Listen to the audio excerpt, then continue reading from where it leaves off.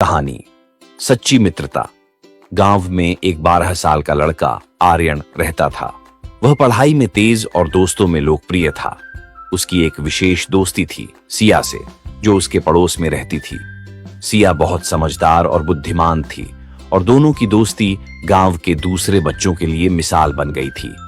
एक दिन गांव में एक नया लड़का विक्रांत आया। वह शहर से था और नए माहौल में घुलने मिलने में कठिनाई महसूस कर रहा था। आर्यन और सिया ने उसे अपने साथ खेल में शामिल किया। शुरुआत में विक्रांत संकोच में था, लेकिन धीरे धीरे उसने आर्यन और सिया की दोस्ती का असर देखा और वह भी उनमें शामिल हो गया। आर्यन और सिया ने विक्रांत को अपने खेलों में शामिल किया। तीनों ने मिलकर खेलना शुरू किया और विक्रांत की मुस्कान वापस लौटने लगी। तीनों का समय हंसी मजाक में बीतने लगा।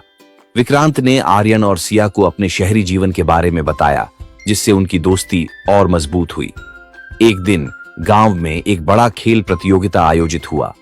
आर्यन ने सोचा कि वह और विक्रांत मिलकर क्रिकेट में भाग लेंगे, लेकिन सिया ने कहा, हमें सही तरीके से अभ्यास करना होगा।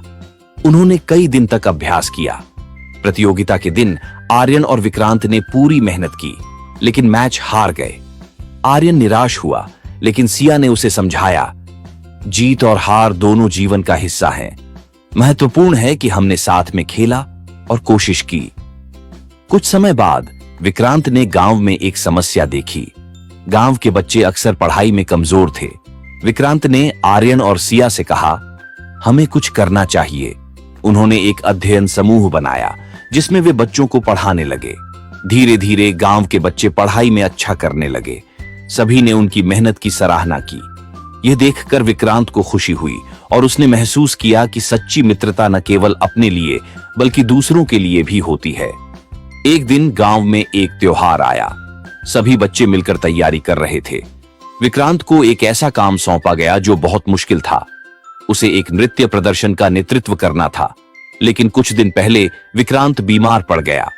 आर्यन और सिया ने विक्रांत का ख्याल रखा। वे न केवल उसकी मदद करते रहे, बल्कि उन्होंने नृत्य की भी पूरी तैयारी की। जब त्योहार का दिन आया, विक्रांत ने अपनी बीमारी के बावजूद प्रदर्शन में हिस्सा लिया। उन्होंने तीनों ने मिलकर शानदार प्रदर्शन किया और सबने उनकी सराहना की। इस अनुभव ने विक्रांत को सिखाया कि सच्ची मित्रता में एक दूसरे का सहारा देना कितना महत्वपूर्ण है। आर्यन और सिया ने उसे प्रेरित किया कि कठिनाइयों का सामना कैसे करना है। जैसे जैसे समय बीतता गया, आर्यन, सिया और विक्रांत ने मिलकर कई नई गतिविधियों की योजना बनाई।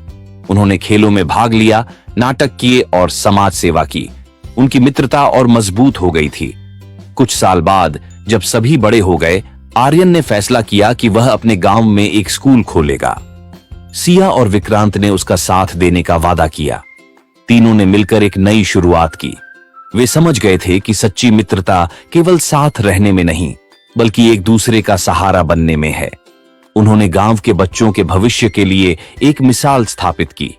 इस कहानी से यह सीखने को मिलता है कि सच्ची मित्रता का मतलब केवल मजे करना नहीं है, बल्कि मुश्किल समय में एक दूसरे का साथ देना है।